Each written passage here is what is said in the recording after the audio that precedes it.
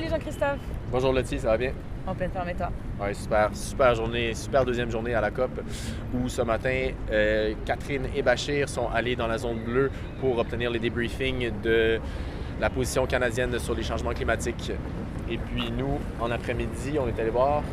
On est allé voir Éco-Entreprise. C'est un regroupement d'entreprises qui parle d'environnement. C'est un regroupement français d'entreprises.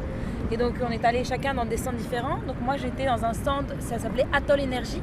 C'est une entreprise qui innove l'énergie sur des îles complètement éloignées de tout, donc il n'y a rien. Et elles font de l'énergie grâce à la chaleur. Toi, tu étais avec l'Homme Moustique.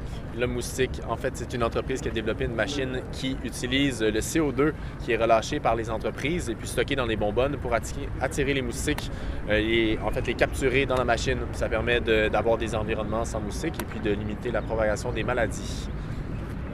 Autre conférence aujourd'hui? Oui, on est allé à 2 conférences. L'eau, toi, c'était, non? Aujourd'hui, c'était la journée thématique sur l'eau. Alors, la conférence que j'ai vue était sur l'impact des changements climatiques sur l'approvisionnement en eau dans les pays africains.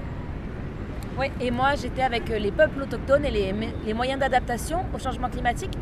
Alors, ils mettaient en avant que les changements climatiques provoquaient des instabilités de la société qui faisaient que les femmes et les enfants étaient très vulnérables, surtout les femmes autochtones. On a rencontré des gens du Kenya, du Ghana et du Maroc et ils disaient qu'en fait, il fallait retourner à un savoir ancestral pour moyen d'adaptation au changement climatique. C'était vraiment super intéressant. On a une grosse journée demain et on vous revient en fin de journée avec le débriefing. Bye bye!